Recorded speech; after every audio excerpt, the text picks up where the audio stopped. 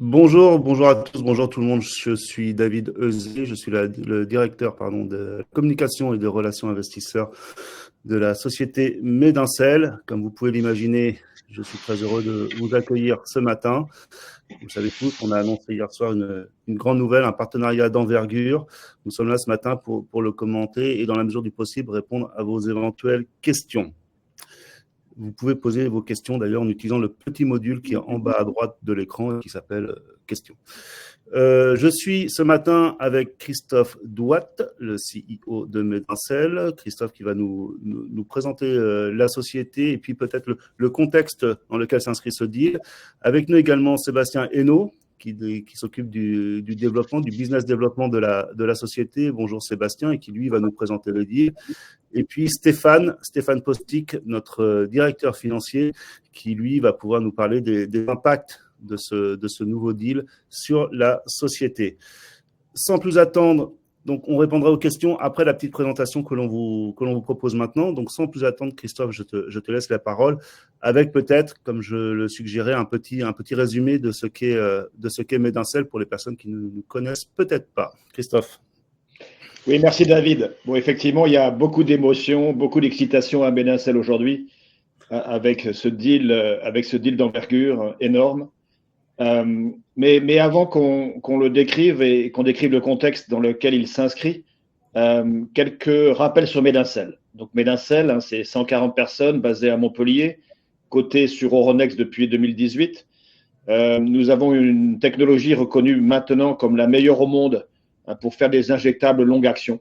Il s'agit de transformer la prise de comprimés en une injection qui va libérer le médicament pendant des semaines, voire des mois, puis disparaître en se résorbant. Et ça a un impact sur toutes les indications où l'observance, le fait de prendre son médicament est absolument critique. Donc Médincel aujourd'hui, c'est une société dont le premier produit qui utilise sa technologie a été approuvé par la FDA en mai 2023, une milestone majeure. Et on a juste derrière 2 produits en phase 3 et tout un pipeline. Nous développons les commercialisations, faisons les premières étapes du développement, puis cédons des licences à des groupes pharmaceutiques qui terminent les essais cliniques et commercialisent nos produits.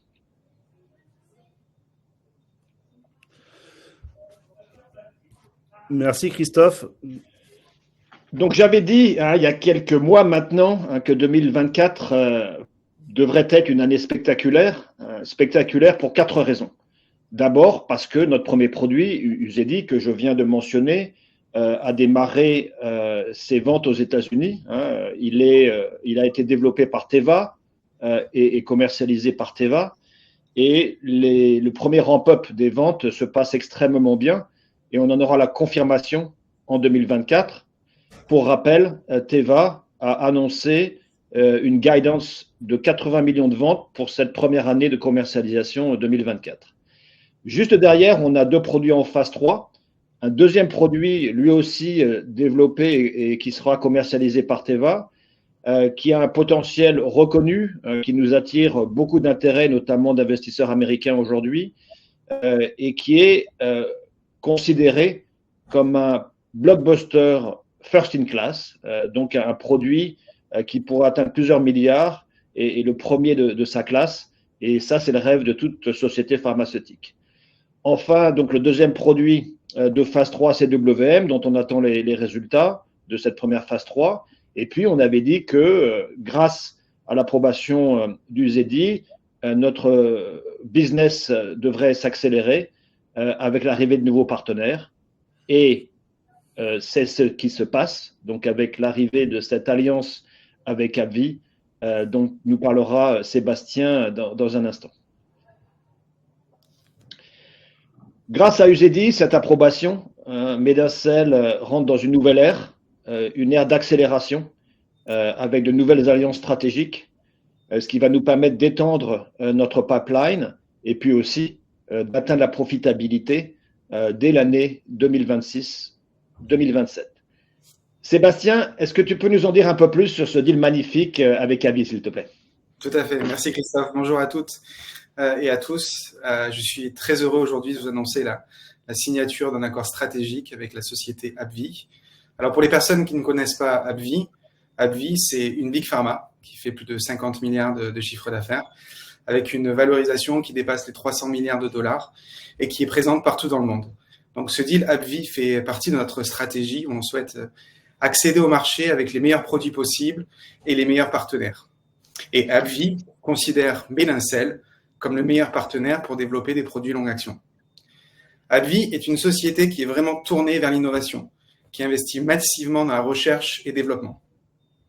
Lors des 10 dernières années, AbbVie a investi plus de 55 milliards dans la R&D.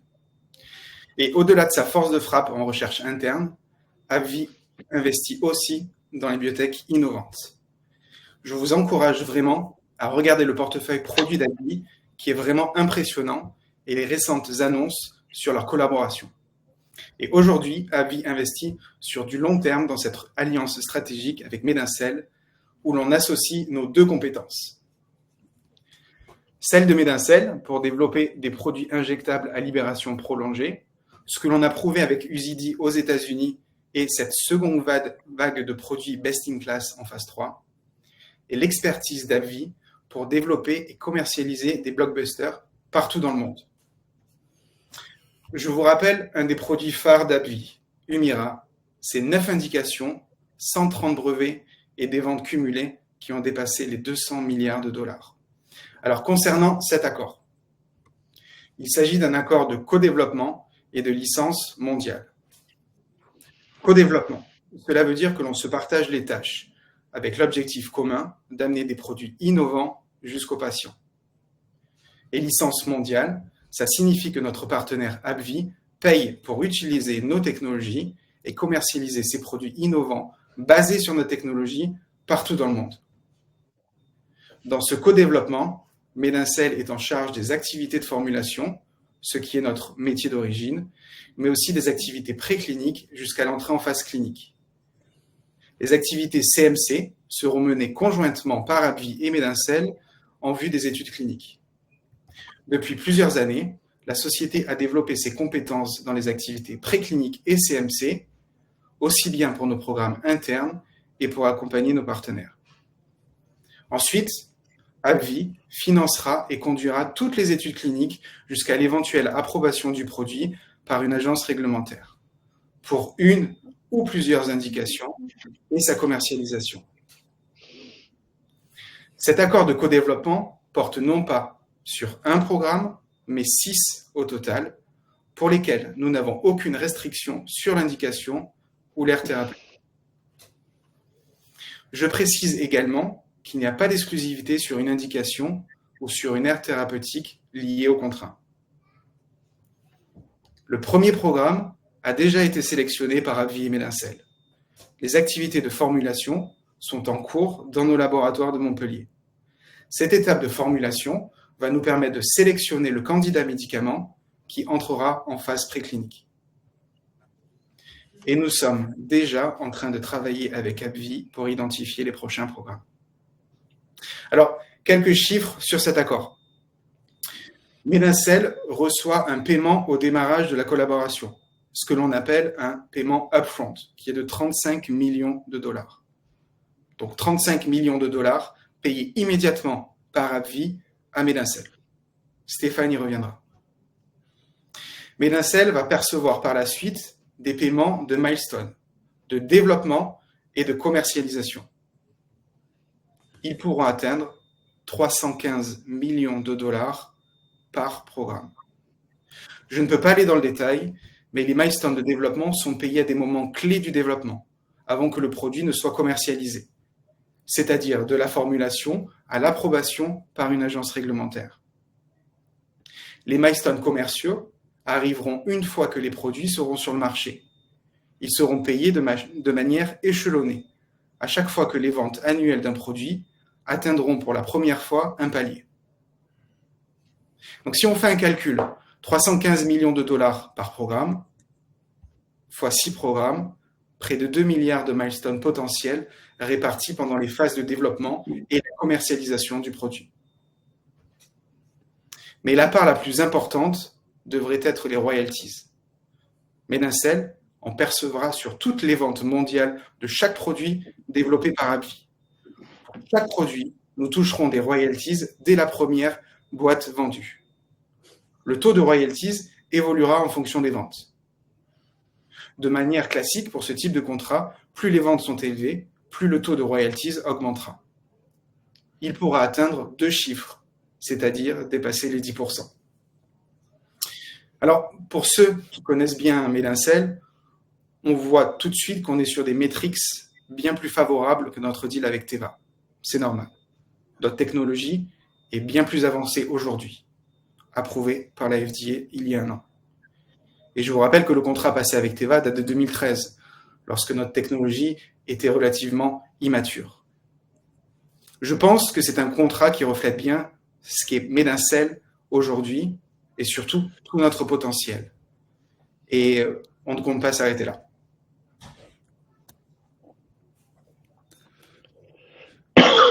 Merci Sébastien. Peut-être Stéphane, maintenant on en a parlé. Sébastien vient de donner les métriques financiers du deal. Peut-être voir nous détailler un peu quels impacts et comment ça va s'inscrire dans notre comptabilité. Stéphane. Merci David. Effectivement, bonjour à tous. Et je suis également ravi de mon côté de la signature de ce deal qui est majeur pour Medincell et qui va effectivement nous donner beaucoup d'air au niveau financier. Donc pour mémoire, on avait annoncé lors de la publication de nos états financiers intermédiaires clos au 30 septembre que notre stratégie était d'atteindre rapidement la rentabilité opérationnelle et au plus tard lors de notre exercice financier qui se terminant le 31 mars 2027. À l'époque, pour rappel, nous avions à peu près 27 millions d'euros en banque et nous avions reçu, après la clôture des comptes, environ 7 millions d'euros. Et nous avions annoncé à l'époque que nous avions de la visibilité jusqu'au premier semestre 2025. Bien évidemment, avec la signature de ce partenariat avec AbbVie, notre horizon de cash s'étend bien plus loin maintenant. Et ce partenariat s'inscrit pleinement dans notre objectif de rapprochement de cette rentabilité opérationnelle. Donc, comme Sébastien l'a déjà dit, nous allons recevoir immédiatement un paiement initial de 35 millions de dollars dans les toutes prochaines semaines. Et après ce paiement initial, on va pouvoir compter également sur beaucoup d'autres éléments positifs pour les finances de Medincell. En premier lieu, d'éventuels milestones supplémentaires dans le cadre des 5 autres programmes qui vont être initiés avec AbbVie. Les royalties qui sont attendues avec la montée en puissance des ventes d'Uzedy aux États-Unis. Ensuite, il y a potentiellement également des nouveaux milestones et des royalties en provenance du second produit développé avec Teva, le MDC-TJK, et bien évidemment d'autres revenus provenant de l'ensemble de nos partenariats en cours et futurs. Ainsi, même si on se place dans un scénario très conservateur, nous sommes aujourd'hui en très bonne position pour atteindre cet objectif de passer à la rentabilité opérationnelle. Une petite remarque purement comptable pour que ça soit effectivement dans les esprits de tout le monde. On ne constatera pas l'intégralité de ces 35 millions de dollars sur l'exercice en cours, parce que selon les normes IFRS, ils ne seront que partiellement comptabilisés dans les comptes de l'exercice. Mais en tout état de cause, en termes de cash, on reçoit bien le cash immédiatement. Voilà, donc on reviendra bien évidemment vers vous avec davantage de détails lors de la publication de nos résultats annuels au mois de juin.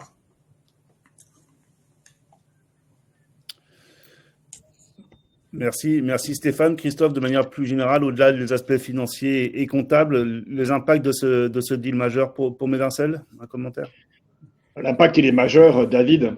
D'abord parce que c'est bien la confirmation que Medincell entre dans une nouvelle ère. C'est un deal majeur avec une top 5 pharma et on peut espérer en avoir d'autres dans les années qui viennent. Ça nous permet d'étendre de façon conséquente notre pipeline. Comme Stéphane vient de le décrire, ça nous donne une visibilité de trésorerie qui nous permettra de bridger jusqu'à la profitabilité opérationnelle. Et puis, évidemment, pour nous tous actionnaires, c'est un vecteur fondamental de création de valeur. Pour résumer notre pipeline, notamment pour les nouveaux venus, donc Uzedi fait partie de ce qu'on appelle la vague numéro 1 de nos produits. Dans la vague 2, on a 2 produits aujourd'hui qui sont en phase 3, donc MDC TJK, MDC CWM, et dans les vagues 3 et 4, on a nos produits en contraception, transplantation, le produit en santé globale sur la malaria. Et puis, on voit ce petit nouveau venu arriver là sur la colonne de gauche, MDC AbbVie numéro 1.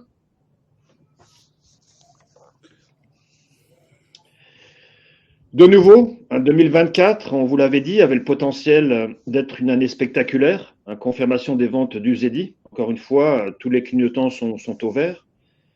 On attend avec beaucoup d'impatience aussi la confirmation que MDC-TJK n'aura pas de ce fameux effet secondaire de PDSS dans sa phase 3.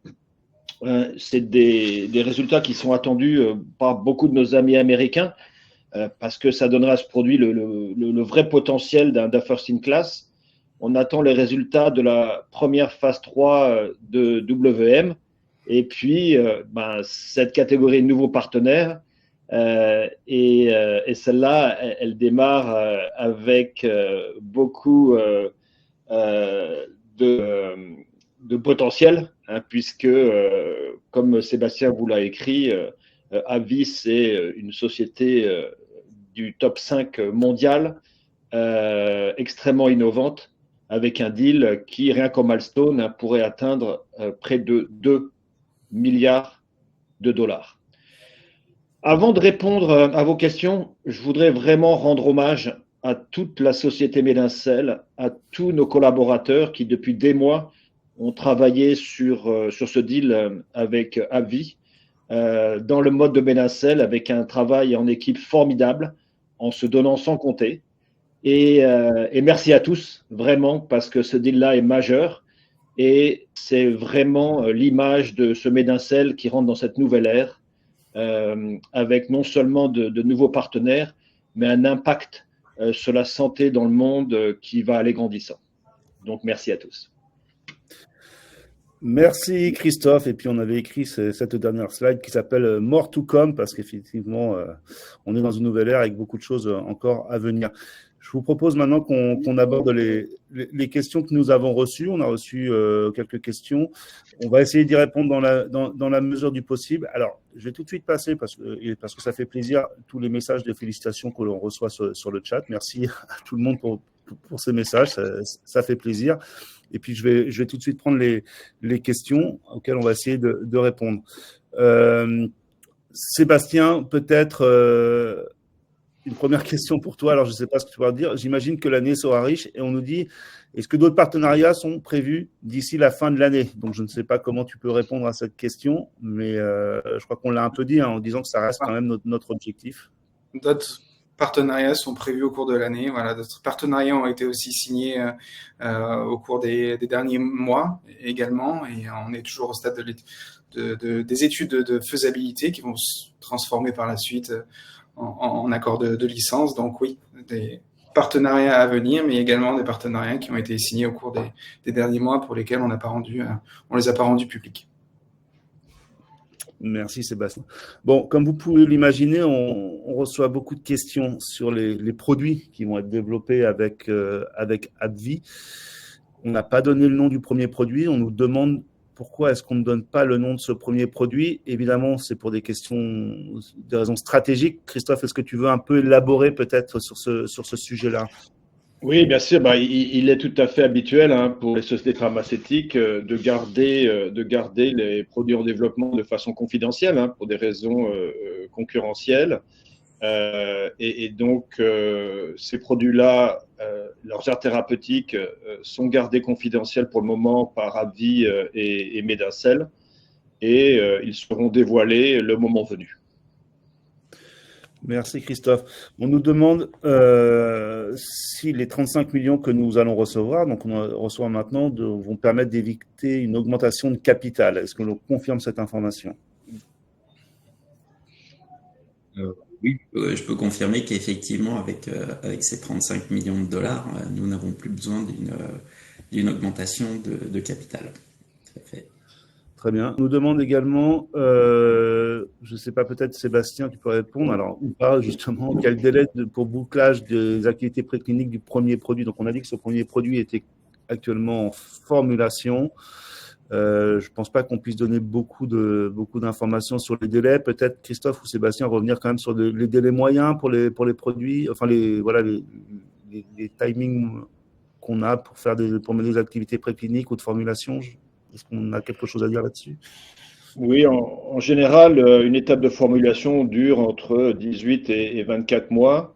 Et puis, juste à la suite, les activités, ce qu'on appelle CMC, donc de fabrication des lots cliniques démarrent pour d'abord aller en GLP tox, donc les essais de safety sur animal, puis la phase 1.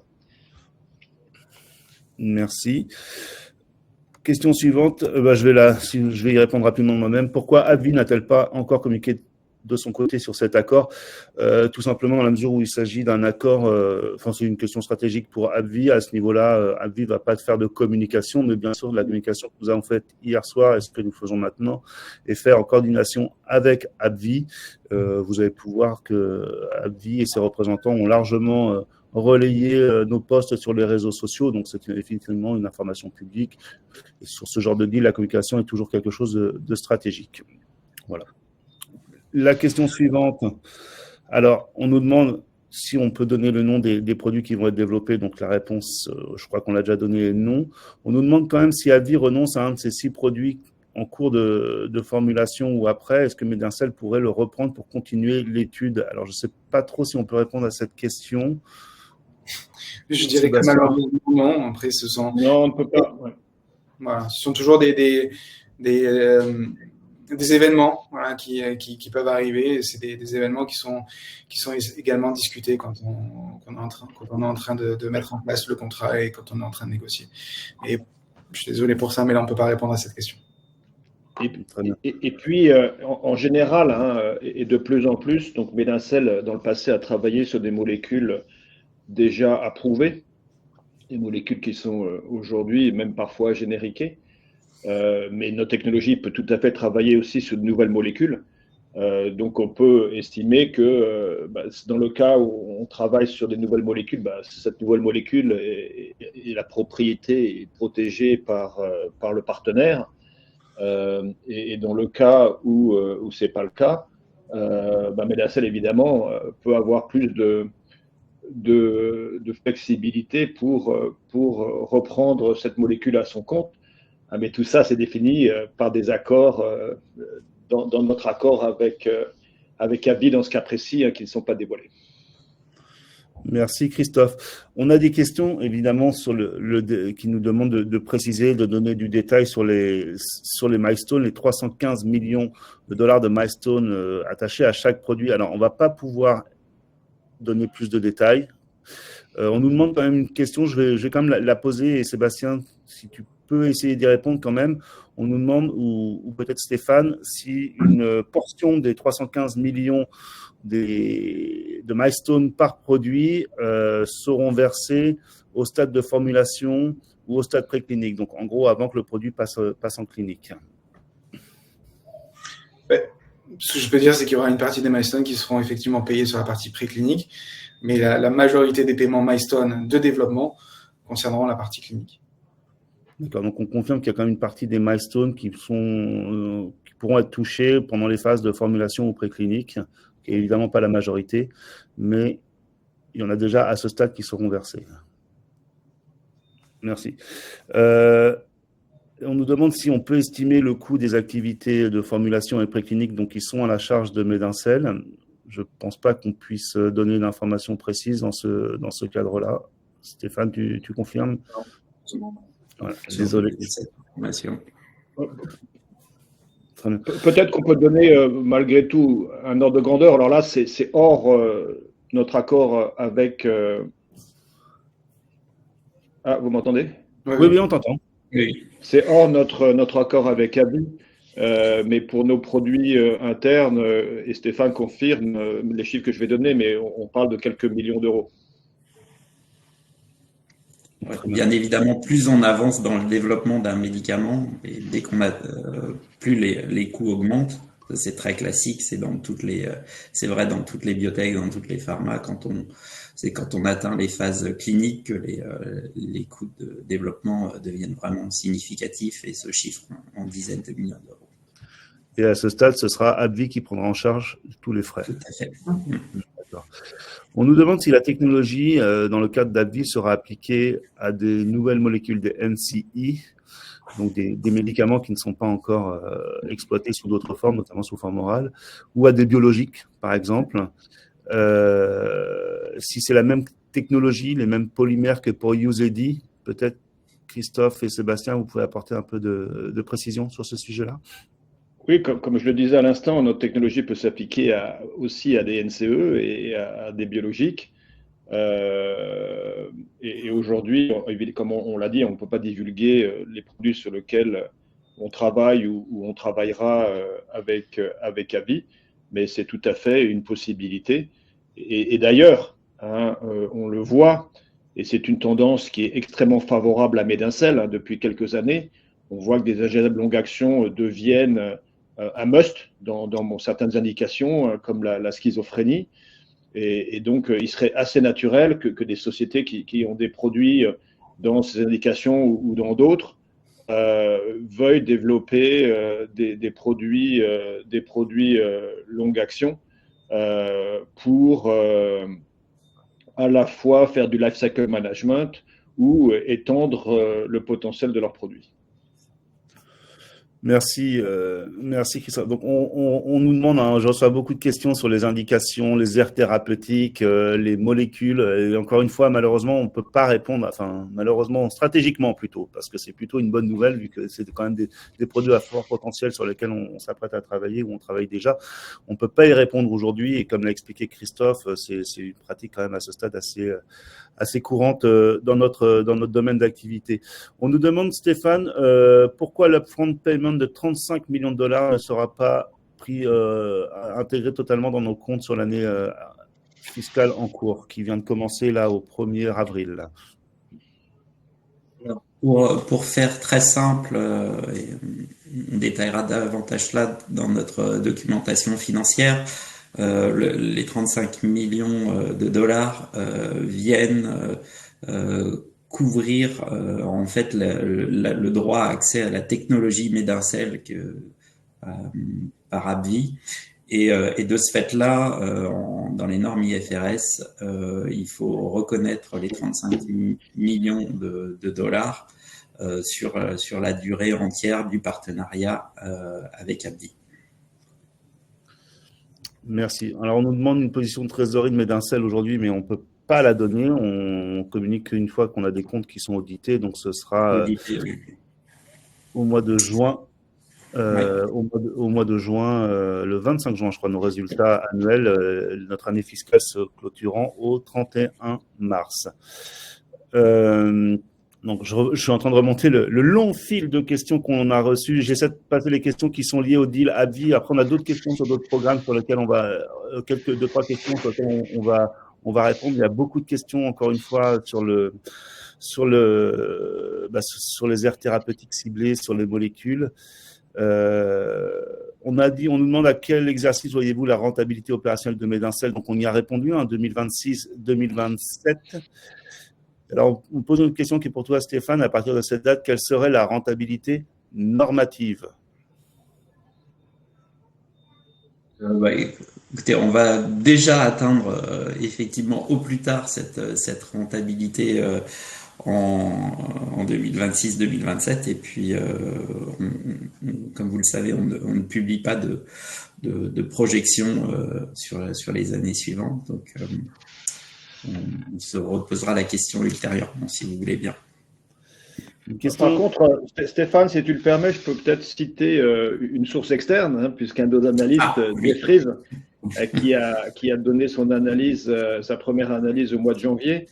Et je vous rappelle que Jeffries a estimé les revenus potentiels de la société à 287 millions en 2030, et ça uniquement avec le pipeline existant.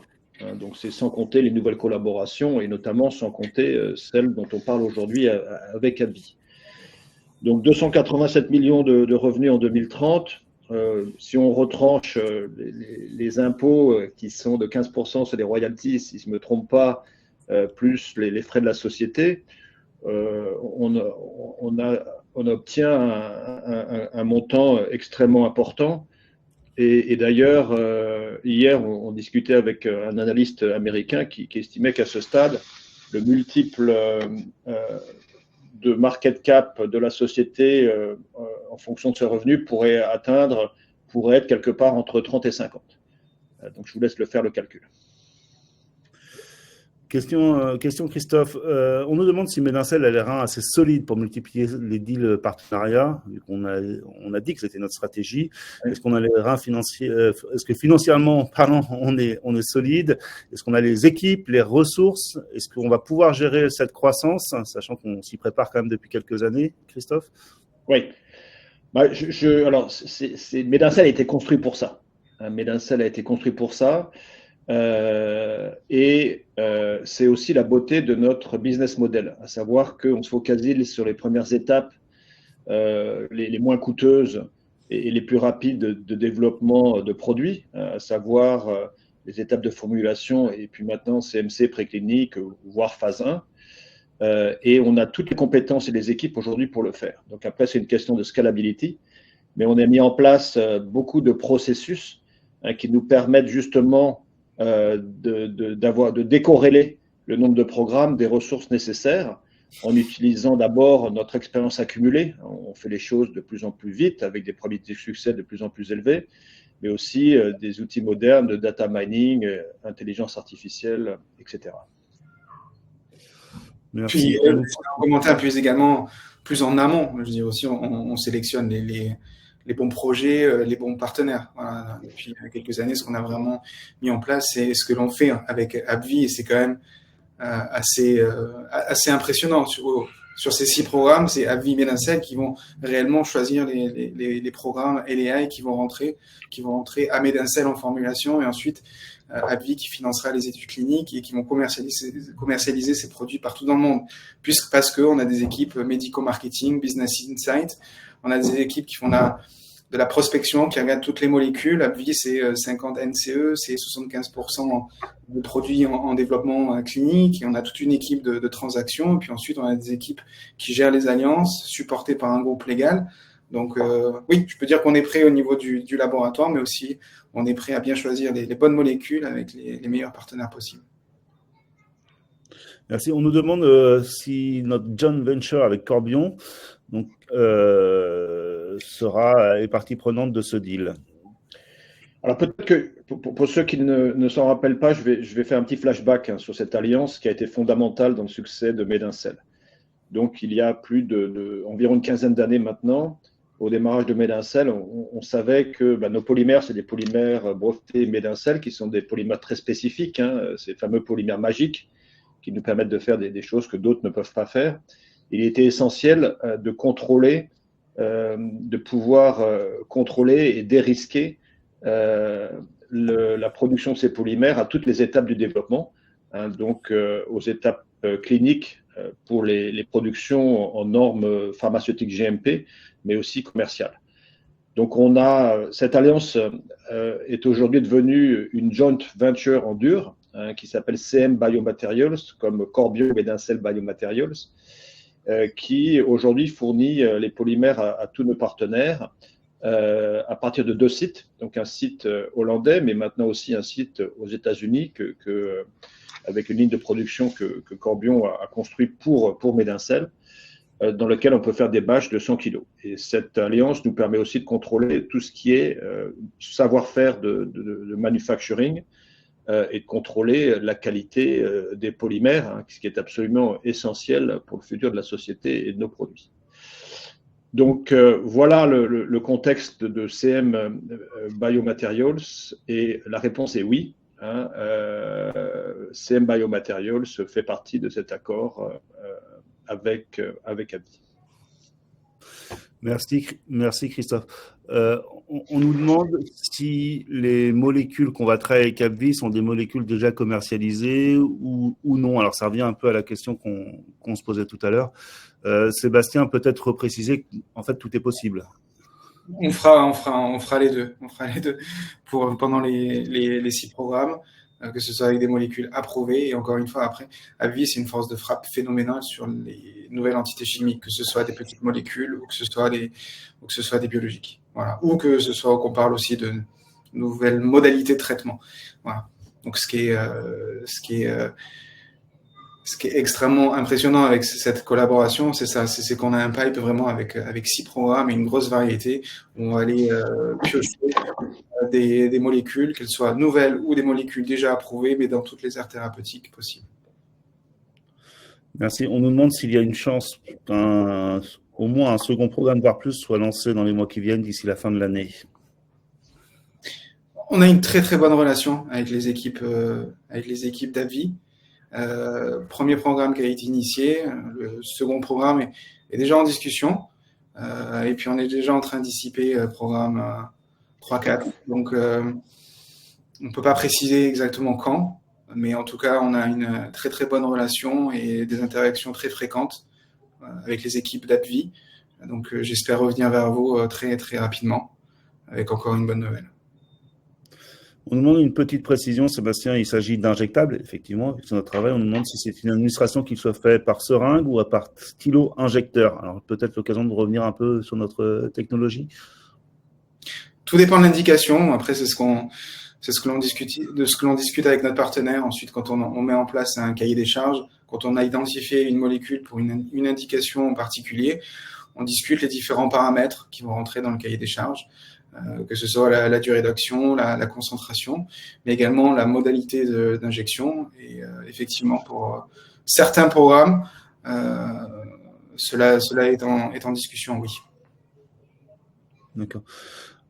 Stéphane ou Christophe, on revient sur la question d'augmentation de capital. On a expliqué que notamment les 35 millions d'upfront nous permettent on atteint nos objectifs pour bridger vers une profitabilité. On nous demande si les actionnaires sont sûrs qu'il n'y aura pas de nouvelle augmentation de capital d'ici là. Je pense que c'est difficile de répondre à cette question de manière aussi définitive pour une société comme la nôtre qui est en perpétuelle innovation. Christophe, tu veux peut-être élaborer à ce sujet? Non, je répéterai ce que Stéphane a dit, hein, c'est que, et on l'avait déjà dit en décembre, que notre objectif, c'était de pouvoir éviter une augmentation de capital grâce à nos revenus de business development. Et Stéphane a bien expliqué que les 35 millions allaient pouvoir nous aider à bridger à cette profitabilité de 2026-2027. Merci. On nous demande si on constate que, si je vais simplifier la question, s'il est plus simple de faire approuver un produit, un long-acting, avec une molécule déjà approuvée, qu'avec une molécule qui serait, elle, en cours de développement. Alors, Sébastien Oui, du moment que la molécule est déjà approuvée, on va dire la safety de la molécule en elle-même a déjà été prouvée auprès des autorités réglementaires. Donc, ce que l'on apporte, c'est une formulation qui amène un avantage d'observance en termes de modulation de la dose, etc. Donc, oui, c'est généralement plus rapide que si la molécule est en phase clinique, effectivement. D'accord. On nous demande à quel moment est-ce qu'on communiquera le nom, les détails des programmes. C'est des décisions stratégiques qui se font de manière ad hoc et qui se font en collaboration avec notre partenaire. Donc, on ne peut pas répondre à cette question aujourd'hui. Ce qu'on peut dire, David, c'est que les essais cliniques de phase 3 et parfois de phase 1 sont rendus publics par les sociétés pharmaceutiques. Et donc, ça sera au plus tard, donc à ces étapes-là, que nous connaîtrons les produits, évidemment, dans le futur. Alors, on nous demande une question un peu technique, je ne sais pas, peut-être Sébastien ou Christophe peut l'aborder dans une certaine manière. Est-ce que la technologie BIPO peut être appliquée pour l'enrobage de protéines et peptides ou est-ce limité à l'enrobage de médicaments chimiques uniquement? De même, y a-t-il une limite de taille du composé à enrober? Aujourd'hui, la technologie est relativement compatible avec des molécules qui soient plus grosses que de la petite molécule. Les équipes de recherche et développement y travaillent activement. Et puis ensuite, il y a toujours quelle route d'administration on va cibler, que ce soit la route sous-cutanée ou en local, comme notre programme MDC-CW, qui est placé dans l'articulation après prothèse de genou. Donc oui, la technologie est compatible pour des plus grosses molécules. Pour on va dire des molécules encore plus grosses, il y a encore un petit peu de travail en R&D. Sébastien, on nous demande, est-ce que tu peux nous donner la durée approximative qu'il a fallu pour aboutir à cet accord? Est-ce que les négociations ont commencé post-enregistrement de UZD? Alors, je ne sais pas si on peut aller dans le détail, mais effectivement, c'est des accords assez complexes. Christophe, c'est un accord assez complexe. Je sais pas, Christophe, si tu veux commencer, puis je commenterai. Et évidemment, on ne parle pas de la durée des négociations. Mais vous pouvez imaginer, avec les montants dont on parle, c'est des négociations qui prennent des mois et qui impliquent des avocats du plus haut niveau qu'ils soient aux États-Unis en particulier. Et ce qui fait que effectivement, ça prend du temps. Ça prend du temps, mais on ne donnera pas la durée qu'il a fallu. Alors, bon, on nous pose une question avant Sébastien, tu veuilles élaborer, pardon, tu voulais rajouter quelque chose? Non, c'était exactement le commentaire que je souhaitais donner. Voilà. Je vais prendre la prochaine question et répondre rapidement. Est-ce qu'on peut envisager plus de formulations de médicaments passées dans le domaine public avec le procédé Médincell? Dans ce cas, qui financerait? Bon, donc oui, évidemment, c'est ce qu'on a fait avec Teva, hein, par exemple avec la risperidone, où on a formulé une molécule qui est dans le domaine public. Après, ça, c'est des accords de partenariat et c'est des stratégies, donc on ne peut pas trop élaborer. Je ne sais pas, Sébastien, toi, si tu veux dire quelque chose à ce sujet-là. Non, encore une fois, c'est plus rapide. On a une procédure aux États-Unis qui s'appelle 505(b)(2 qui permet d'utiliser des molécules déjà approuvées. Et du moment qu'on utilise la technologie, on évite de passer par une phase 2. Donc, on est sur des développements qui sont beaucoup plus rapides qu'une nouvelle entité chimique. Voilà. D'accord. Je pense qu'on reçoit encore des questions de savoir si Médincell va pouvoir supporter la montée en charge de ce partenariat et des autres potentiels. Je crois qu'on y a déjà répondu. On y a répondu positivement dans la mesure où on s'y était préparé. Et donc, la société, Christophe l'a dit tout à l'heure, a été dimensionnée pour ça, vu que c'était notre objectif et notre stratégie. Donc, je passe cette question. Pareil sur les prochains partenariats. On nous demande si on peut espérer un jour des dividendes. Je ne sais pas, Christophe, si tu veux. Je crois qu'on a déjà eu cette question récemment. Écoutez, comme toute société, il y aura des choix à faire sur des investissements futurs et des dividendes. Mais c'est évident, en tout cas moi personnellement, que oui, j'ai envie que Médincell puisse distribuer des dividendes et vu les montants qu'on peut espérer, ils pourraient être significatifs.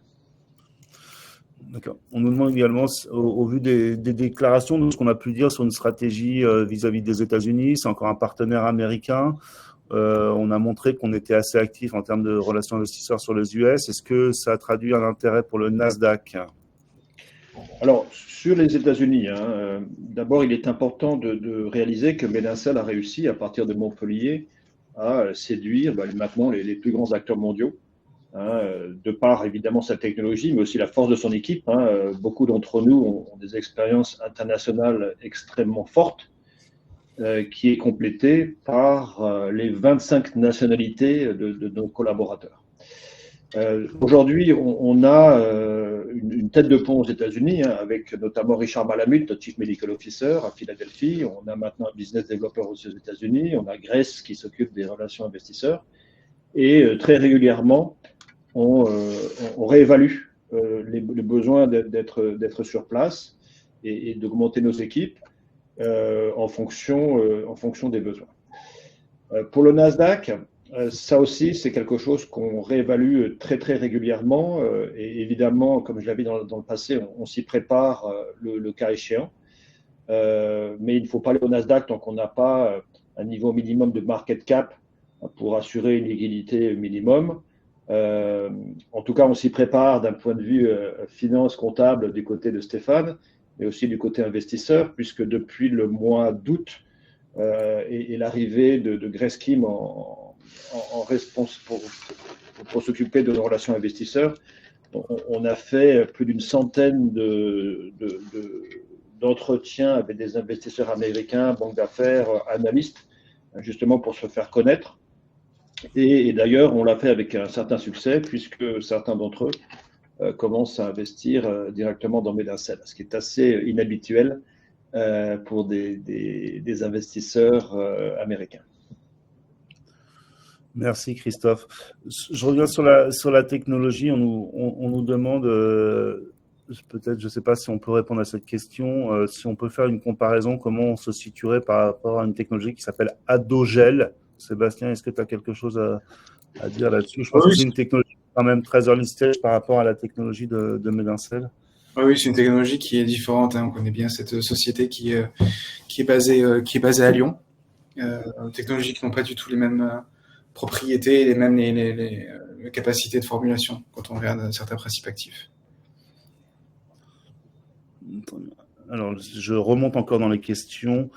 Ça, on y a répondu. Très bien. Alors, on nous demande, je vais la poser, mais je pense qu'on n'a pas de réponse. Pourquoi Advin n'est pas monté au capital de la société dans le cadre de ce deal? Je pense pas que c'était. Enfin, je sais pas, Christophe, si tu as quelque chose à dire là-dessus. C'est pas leur habitude, et en plus, je pense que leur argent est mieux utilisé à développer des produits qui vont rentrer au capital de Medincell et qui a vocation à être une plateforme technologique multi-partenaire. On nous demande un peu si on a un peu de détails. On dire juste sur la question d'Adogel, il faut bien comprendre que c'est un accord qui couvre quand même 6 programmes. Donc pour AbbVie, Medincell est vraiment la machine qui va amener tous ces produits de LAI.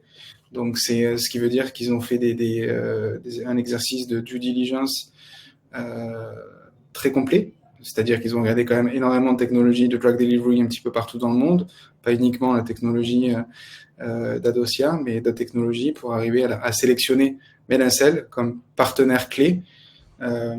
Et on a vu aussi que cette stratégie de développer des injectables longue action fait partie de la stratégie sur la prochaine décennie. Ils ont annoncé au mois de décembre l'acquisition de Cerevel pour 8,7 milliards de dollars, une société qui développe des molécules innovantes en neurosciences, et tout de suite après, ils ont annoncé qu'ils allaient développer des formes longues de ces actifs. Donc ça, ils le font systématiquement. Donc encore une fois, il y a d'autres technologies, mais Medincell a été sélectionné par AbbVie pour développer 6 programmes d'injectables en action. Une question qui nous arrive, on a évoqué le polymère de la technologie BIPO, une spécificité par rapport à d'autres moyens d'enrobage similaires. Pouvez-vous nous décrire un peu la nature de cette spécificité? Est-ce qu'on ferait sa supériorité?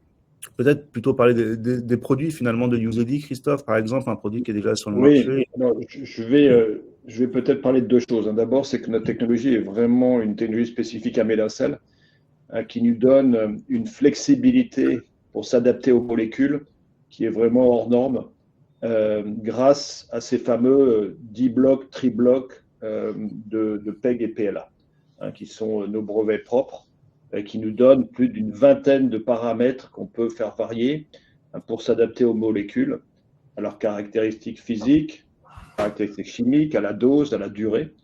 Et ce qui nous a permis au moins à 4 occasions aujourd'hui de faire des choses que même la Big Pharma n'arrivait pas. Aujourd'hui, sur UZEDY, on a un produit qui est le produit idéal, à savoir qui est une injection sous-cutanée, petite aiguille, qui est prêt à l'emploi, qui a un effet immédiat.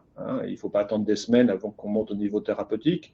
Et le niveau plasmatique dans le sang est le même, quel que soit l'endroit de l'injection. Et les produits de Janssen aujourd'hui, par exemple, n'ont aucune de ces caractéristiques.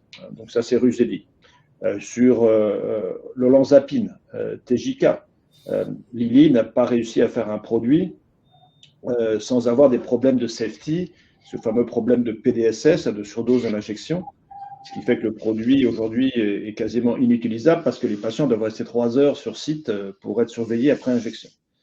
Et là, on attend la fin de la phase 3, mais dès fin janvier, dans notre essai clinique donc, conduit par Teva, on avait atteint 60% des injections nécessaires et demandées par la FDA sans cet effet secondaire de PDSS. Notre produit en contraception, c'est la première fois qu'un produit qui répond aux objectifs de Melinda Gates va atteindre la clinique.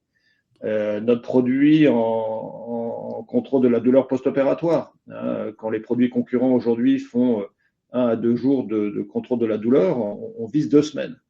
Donc notre technologie est vraiment hors norme.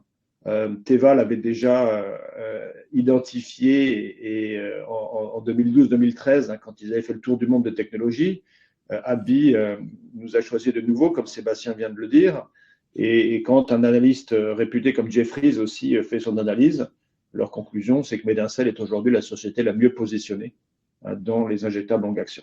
Alors, il ne faut pas qu'on se repose sur nos lauriers, évidemment, et c'est pour ça qu'on investit de façon significative en recherche pour étendre nos brevets, pour étendre notre champ d'application et assurer le futur de la société, et puis surtout garder notre lead.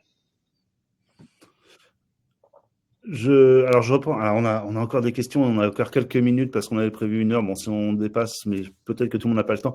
On nous demande, Christophe, une question peut-être un peu provocante. Est-ce qu'on va s'éloigner de notre principal partenaire jusqu'aujourd'hui, c'est vrai, qui est Teva avec ce deal? Alors, on ne va pas s'éloigner de Teva. Teva nous a fait confiance il y a une dizaine d'années maintenant. On a développé ensemble des produits magnifiques qui sont non seulement des produits best in class, mais sur l'olanzapine TJK, un produit first in class, comme je le disais, le rêve de toute société pharmaceutique. Donc, on a une relation très forte et on continuera à travailler avec Teva sur de nouveaux produits. Donc, on ne s'en éloigne pas, mais on rajoute à côté un nouveau partenaire d'ampleur, AbbVie. Et puis, vous verrez que dans les petites années qui viennent, on en rajoutera d'autres. C'est normal, c'est la vocation de la société. Et on a les moyens et l'ambition pour le faire. Question sur nos brevets, Christophe. Tu peux juste donner un petit peu des détails sur les brevets aujourd'hui qui protègent à la fois notre technologie et les produits que nous développons et qui évidemment est le lien entre les royalties qu'on pourrait toucher d'AbbVie et Teva et la durée de vie des brevets. Tout à fait. Alors, sur les produits que nous développons, donc en injectable longue action, il y a en général 3 types de brevets. Donc, il y a le brevet sur la technologie de base. Et dans la première génération de BIPO, ces brevets aux États-Unis expirent en juin 2033, donc dans un peu moins de 10 ans. Mais on a une nouvelle génération juste derrière qu'on utilise sur nos nouveaux produits qui nous amène à 2040. Donc ça, c'est ce qu'on appelle les brevets sur la core technology. Et puis après, pour chaque produit, on a 2 types de brevets supplémentaires. Le premier type, c'est ce qu'on appelle des brevets sur la composition of matter, donc sur la composition elle-même de la formulation, et qu'on a systématiquement sur toutes nos nouvelles formulations. Et le troisième type de brevet, c'est des brevets sur method of use, donc sur l'utilisation du produit, qui sont en général développés basés sur les résultats obtenus en essai clinique. Et vous verrez, si vous faites un peu de recherche, parce que certaines de ces informations-là sont publiques, que sur Uzedy, ces brevets-là nous amènent au-delà dans les années 2040, et que sur olanzapine et CWM, on a le même potentiel. Donc, on a une durée de brevet qui est longue, et c'est une durée qui est extrêmement importante, puisqu'elle est liée peu ou prou, évidemment, aux royalties que nous recevons. Alors, on va faire 2-3 dernières questions pour finir. Une sur la BEI. Je rappelle que la BEI a octroyé 2 prêts à Medincell, un premier 2018 de 20 millions d'euros, puis un second fin 2022 de 40 millions d'euros, dont une partie servait à rembourser le premier. On nous demande, Stéphane, quand est-ce qu'on doit rembourser tout simplement le dernier prêt de 40 millions d'euros. Qu'est-ce qu'on peut dire à ce sujet? Oui, alors, du coup, effectivement, on a eu 2 prêts, mais le premier ayant été remboursé au moment où on a obtenu le second. Et donc, actuellement, on aura 40 millions d'euros à rembourser à la BEI. 30 millions d'euros seront remboursables si on reste dans les termes actuels existants en 2027 et 10 millions en 2028. Merci pour ces précisions. Alors, ce qui est intéressant, Stéphane, c'est que ces dates de paiement ne sont pas très loin d'être synchronisées avec les milestones potentiels qu'on devrait recevoir sur Uzedi et sur Olanzapine. Bien évidemment, oui, effectivement, c'est effectivement compatible avec notre objectif de rentabilité et Christophe faisait référence tout à l'heure à l'analyste de Jefferies, effectivement avec la montée en puissance des royalties qui devrait relativement bien coller avec ces dates d'échéance du prêt BEI. Je vous propose les dernières questions. Une question sur notre programme MDC-CWM. On attend les résultats de phase 3. C'est pour quand? C'est la question qu'on nous pose. On les attend dans les semaines qui viennent.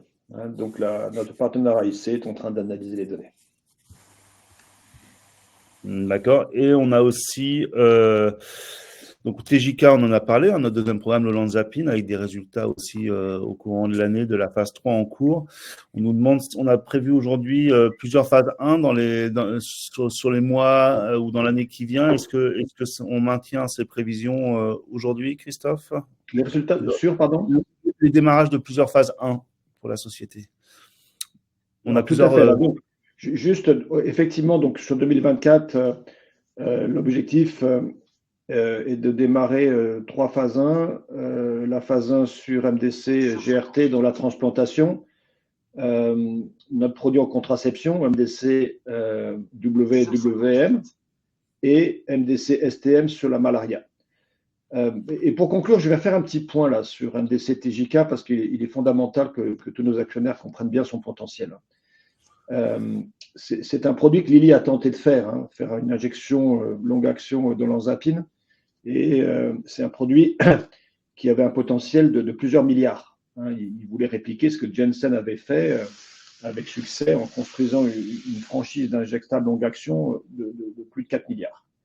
Mais Lilly a échoué parce que juste après l'injection, il y a un burst d'olanzapine. La formulation était mal maîtrisée et sur moins de 1% des patients, il y a une surdose. C'est-à-dire que l'injection libère quasiment en 24 heures toute la dose mensuelle. Alors évidemment, les patients ne vont pas bien et doivent être surveillés et la FDA a imposé à tous ces patients-là de rester sur site pendant 3 heures. Et quand on a regardé l'échec de Lilly avec Teva il y a une dizaine d'années, on pensait qu'on pourrait réussir à ne pas avoir ce sujet-là grâce à notre technologie. On a convaincu Teva de le faire. Teva a pris le risque. Et aujourd'hui, ce produit est en phase 3. Le recrutement a été terminé début janvier. Et la FDA a demandé 3600 injections à Teva sans ce fameux effet secondaire de PDSS pour avoir à se libérer des contraintes. Comme je le disais, fin janvier, ils avaient 60% de cet objectif. Et c'était fin janvier. Fin janvier, c'était il y a 3 mois. Donc, ils ont avancé. On n'est sans doute pas très, très loin des 3600 dans les semaines qui viennent. Et ce produit-là est un produit majeur parce que, comme il n'y a pas de concurrent digne de ce nom, il peut vraiment être considéré comme un blockbuster de plusieurs milliards first in class. Comme je le disais, le rêve de toute société pharmaceutique. Et un des premiers analystes américains à se rendre compte du potentiel de ce produit, c'est Umer Rafat, qui a été primé 17 fois meilleur analyste aux États-Unis et qui a fait toute une analyse. C'était il y a déjà 1 an maintenant. Et il disait que ce produit-là, à lui tout seul, pourrait rajouter $5 au prix de l'action de Teva qui était à 10 à l'époque. Donc, vous voyez un produit énorme dont on attend les résultats les mois qui viennent. Et on n'est pas les seuls, hein, puisque, comme je le disais, beaucoup de nos investisseurs stratégiques et d'investisseurs américains l'attendent. Donc, une nouvelle majeure à suivre, mais on reste en tout cas très optimiste sur l'issue des résultats au vu de ce qui a été obtenu jusqu'à maintenant. Merci beaucoup, Christophe. On est arrivé au bout de cette réunion. Alors, il y avait encore quelques questions. On ne va pas pouvoir répondre à tout aujourd'hui. Au plus tard, on se reparlera de toute manière le 25 juin, peut-être avant, si on a d'autres nouvelles importantes, l'organisation d'autres conférences. D'ici là, si vous avez des questions, on reste de toute manière à votre disposition. Moi, je reste à votre disposition, mais vous pouvez assez facilement trouver mes coordonnées. Bastien, un mot pour conclure ? Non, encore une fois, très heureux de vous annoncer cette collaboration avec AbbVie. C'est pas seulement une Big Pharma, c'est une Big Pharma extrêmement innovante avec des interlocuteurs qu'on a qui sont passionnés comme nous, intellectuellement, scientifiquement, qui sont de très très très haut niveau.